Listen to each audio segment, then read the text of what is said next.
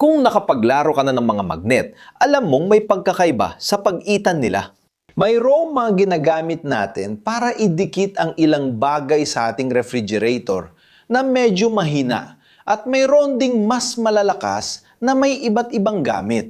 Ang sikreto sa paggawa ng malalakas na magnet ay nasa isang elemento. Kaya ngayon, tatalakayin natin ang neodymium magnet.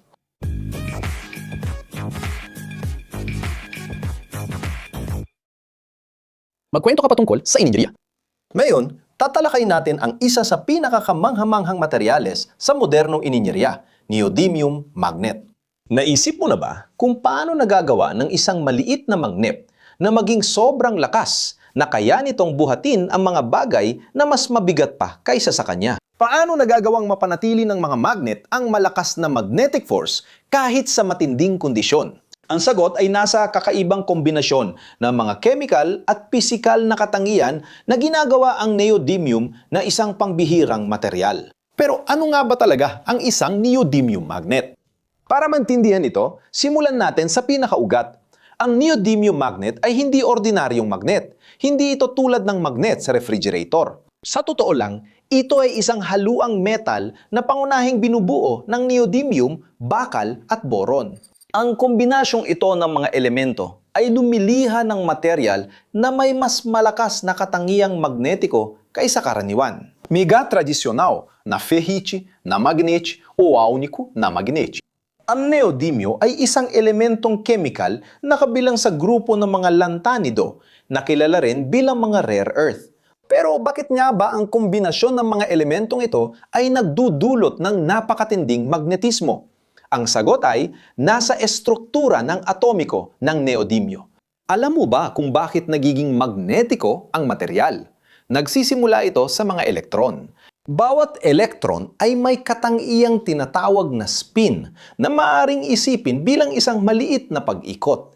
Kapag maraming mga elektron ang may spin na nakaayos sa parehong direksyon, bumubuo sila ng isang kolektibong magnetic field. Sa neodymium particular, ang mga electron sa 4F na layer ay may natatanging katangian. Nagagawa nilang mapanatili ang kanilang mga spin na nakaayos ng mas matatag kumpara sa ibang mga materyales. Ibig sabihin nito, ang neodymium ay may likas na kakayahan na lumika ng matinding magnetismo. Pero sandali, kung ang purong neodymium ay magnetiko na, bakit kailangan pa nating magdagdag ng bakal at boron?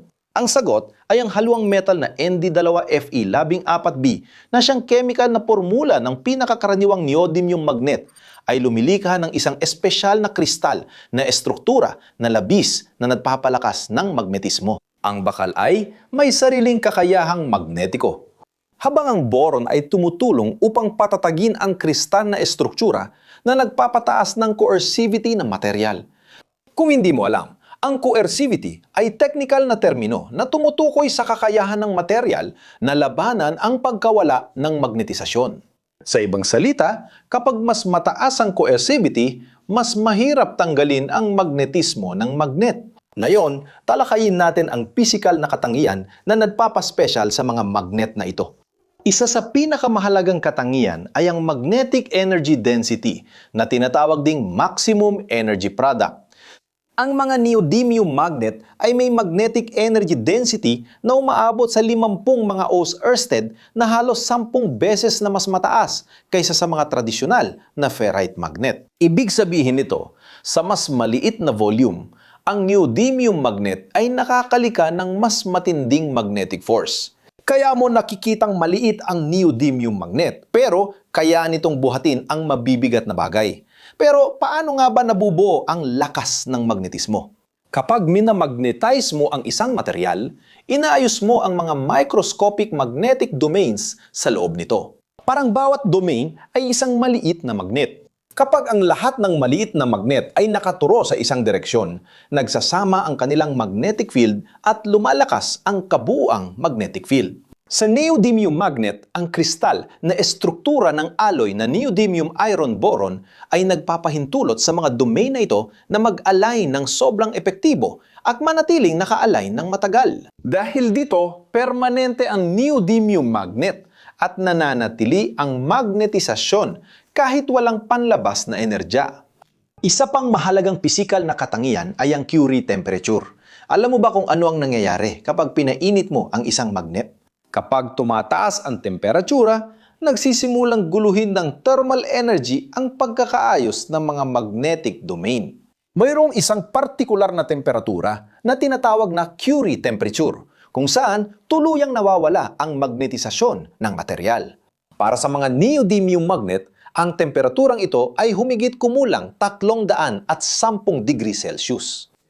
Ito ay medyo mataas kumpara sa ibang mga magnet, na nangangahulugang ang mga neodymium magnet ay kayang mapanatili ang kanilang lakas ng magnetismo sa malawak na saklaw ng temperatura. Dahil dito, angkop sila para sa maraming industrial na aplikasyon. Pero ano nga ba ang sikreto sa likod ng matinding lakas ng magnetismo na ito? Ang sagot ay nasa isang katangian na tinatawag na saturation magnetization. Ibig sabihin nito, ang neodymium ay kayang maabot ang isang estado ng magnetisasyon na halos pinakamalapit sa kanyang theoretical na maximum.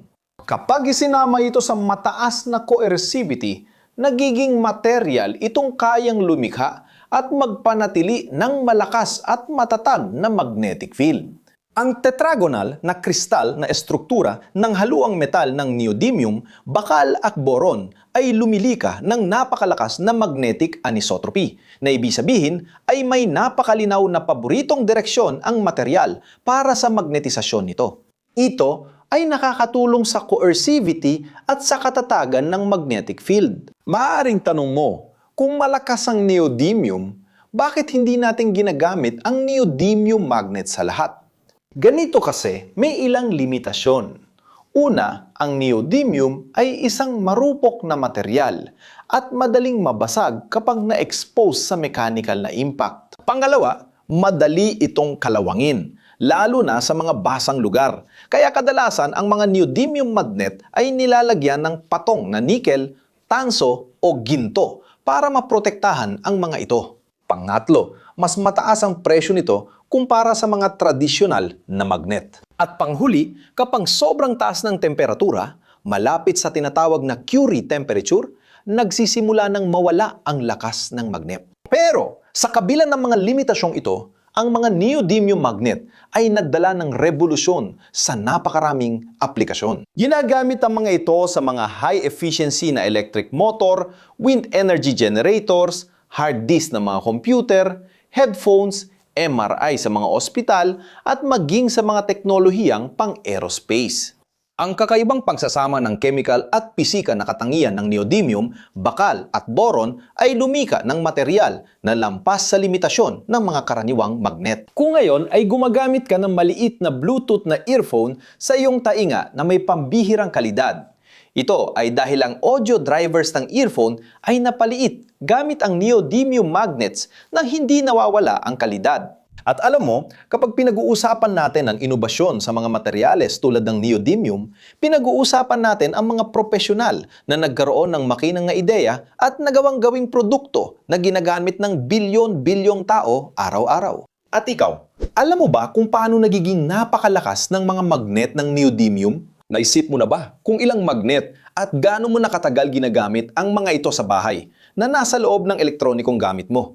I-comment dito, gusto kong malaman. Dito sa tabi, may dalawang interesting na video na dapat mong panuorin para madagdagan ng iyong kaalaman at kuryosidad. Kung gusto mong tumulong, i-like ang video, mag-subscribe, i-activate ang bell at pag-isipang maging miyembro ng channel. Ayun lang, mga mahilig sa ininjeriya. Malaking yakap, magkita tayo sa next video.